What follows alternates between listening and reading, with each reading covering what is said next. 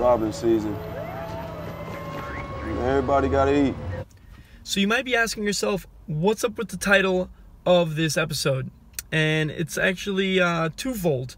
The first of which is a call to Donald Glover's second season of Atlanta, which is called Robbin season. If you haven't seen it, I highly recommend checking out the show. I'm a big fan of Donald Glover's as Childish Gambino, the rapper, as well as his comedy, just everything. I think everything he does is genius all around, between music, entertainment, everything. So this season's been hilarious. Last season was great as well. But anyway, check that out if you haven't. And the second, unfortunately, isn't as lighthearted. It's regarding what's been kind of going on as of late, and probably been going on much more than any of us ever think. It's in relation to two incidences that I had heard about recently of people getting robbed. The first of which I think is lesser known, I had found out about a week ago. I saw on Twitter, I think it was on Twitter, a screenshot of a Facebook post, and in the photo, it was someone I recognized. And so when I saw it, I was like, wait a moment, I think I know who that is. And basically, it was what I know to be a poker player saying that he was playing at Hollywood Park and that he had been robbed. I actually happen to know his brother, so I reached out to his brother to kind of get more information, because whenever something like this happens, I like to know the details, just so I can kind of be more well aware of my own surroundings and what's going on. I think that's really important. I kind of can't go into the details of a few things, but the long and short of it was he was followed home from the casino, and then they jumped and robbed him. Thankfully, he's okay. And then the second story, as I think many people already know about, is regarding 3Bet Panda on Instagram. His name's Tom. Unfortunately, he was down in Texas, and I think he was leaving a card room at 4 in the morning. And again, it was either attempted robbery or an actual robbery. I saw some different articles mention attempted. Another one said that there was a robbery. I don't know the details of that exactly, but I do know that he was shot in the back. Thankfully, he is recovering, and so that's great to hear. It's really, really sad to hear, when things like this happen to really nice guys, both of which are people that I know I've met. I met Tom last year at the World Series. He actually came up to me just because we had followed each other on Instagram. He introduced himself, super nice, really humble. Just all around great guy. I don't know him personally, but sometimes you can just tell. As a poker player, you pride yourself on your reads. And from what I see from everybody else and just my own personal experience with him, it's a really nice, awesome, humble guy. So it's really unfortunate that something like this happened to just a really nice guy. And so what I wanted to get into was just how important it is to be safe. This isn't the first time something like this has happened. I've played poker for a very long time now, and honestly, I think every single person I know has been robbed in one way, shape, or form or another. I think I've mentioned this previously. It's really, really important to just be well aware of your surroundings. There's been multiple occasions where I myself have had to kind of double back. One specific occasion, I remember leaving a casino, and I just felt strange. I felt like somebody was following me. There was two guys, and as soon as I felt uncomfortable, I turned around and walked right back into the casino. There was just no way I was going to continue walking back to my car if I felt like something shady was going on. I also heard back from another friend one time. He said he was leaving the MGM.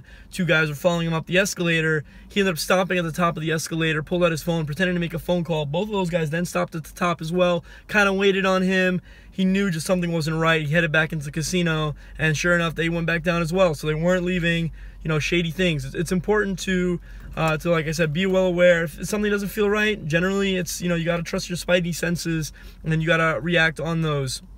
Also, I've been at the Commerce before. If you've ever played at the Commerce, lots of shady, ridiculous things happening there. I've had to ask for an escort up to my room once when I felt uncomfortable regarding a situation that happened at the table. Not going to get into the details of it, but in general, I felt like I was being threatened by a player at the table who then called somebody else to confront me, who apparently had just recently served jail time. It was like showing his his bracelet around his ankle still. And so it's just a really weird situation. Like I said, you have to be well aware. In fact, even at my own casino, there's a story of a player who was playing somebody heads up. I think they were playing maybe full ring, I don't know exactly, but at some point he gets challenged by another player to play heads up. I think he beats him out of 10K, and then he actually came to this very parking lot I'm in right now. It's a food parking lot not too far off from the casino where people come to get some food. And the guy had followed him to the lot. He didn't know this, was getting out of his car, and the guy basically tried to, I think, shank him with like a screwdriver or something like that. He wrestled him to the ground and had to like hold him. Maybe he did get stabbed. I don't know the exact details of it, but ended up being able to like hold the guy down. They called the police. I think they ended up getting the guy. But you know, you just never ever know what can happen to you at a casino. The truth of the matter is a lot of times these stories go untold. Casinos do their best to sweep stories like this under the carpet because they want to ensure that, you know, you feel safe in these environments. So a lot of times you don't even actually get to hear about all the things that do happen either leaving casino or on casino grounds. Unfortunately, when dealing with money and gambling, usually there's a lot of shady individuals, so you have to be careful. It's a little naive to assume that, you know, because you're in a public place that you're going to be safe. It is up to you to ensure your own safety and pay attention. And another thing is, you know, sometimes it's important not to, you know, to flash things around. You know, if you're at a poker table, the last thing you want to do is let people know that you got a bunch of money and, you know, where and when you are. I try my best to not really get into these things, but more importantly, I make sure that I'm never carrying large sums of money on myself. They're always at the casino. I have a box at the casino. If you can, get a box or a player's bank at the casino, in which case they hold your money so you can then deposit it once you leave. And it's important that people see this as well. If they know that you're going to the box or the player's bank to drop off your money, then there's no reason to follow you home because they'll know that you don't have any money on you anyway. I guess that's kind of all I wanted to get into regarding that. You know, just be careful out there. And, you know, we got to all stick together. Hopefully some justice will be served in both of these instances, if not at least the one in which there seems to be some surveillance footage for Tom. It's really, really unfortunate.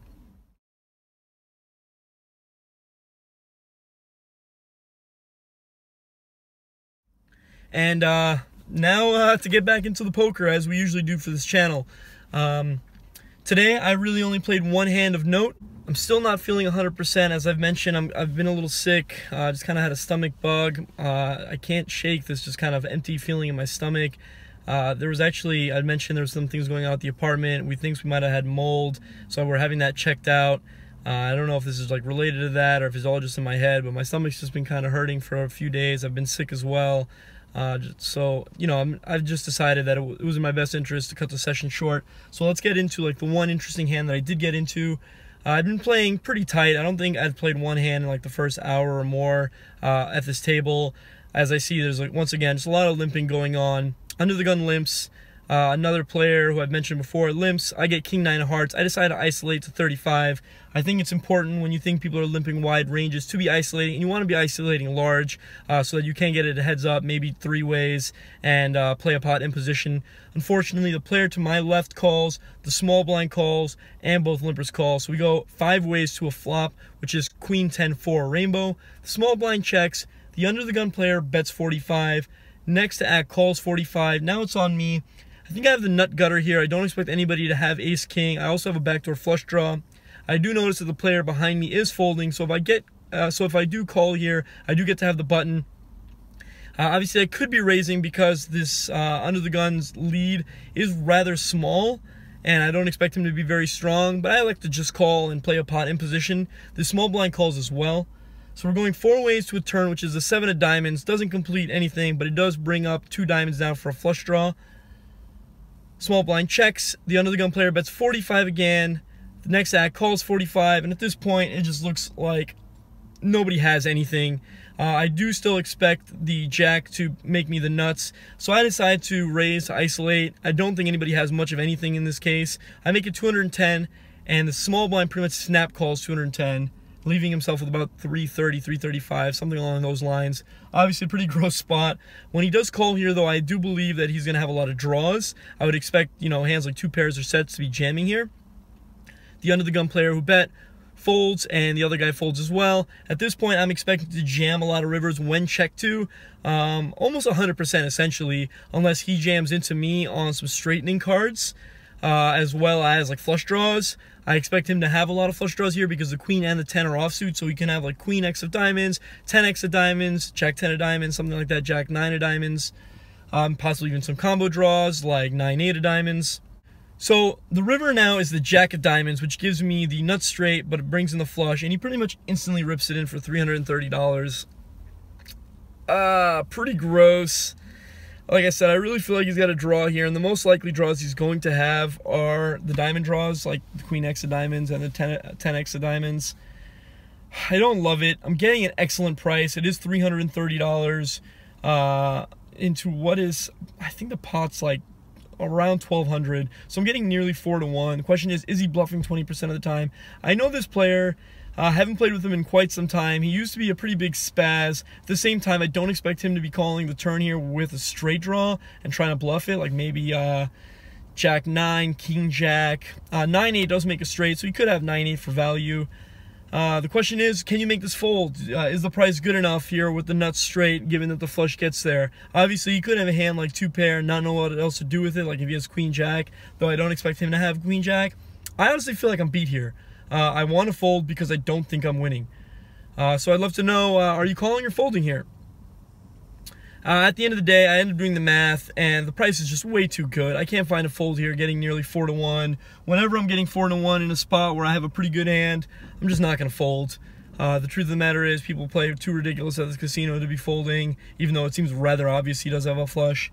I end up calling. As I'm about to call, as I'm talking myself through the call, he ends up doing this thing again where he's about to like show his hand, which I've talked about before. Generally, when someone's like trying to show you their hand when you're about to call, it's like weakness. So I call. Obviously, I was already calling anyway, and he ends up saying good call. He has jack 9 offsuit for just a pair of jacks, missing the straight draw. As I mentioned previously, the one thing I want to really talk about in this hand is creating favorable situations in poker. You know, you want to be raising hands in position and creating favorable situations. Look at this hand, for example. I can tell that nobody really has anything, so I'm able to raise in position on the turn, and I get a call from jack 9, a hand that I have in really bad shape.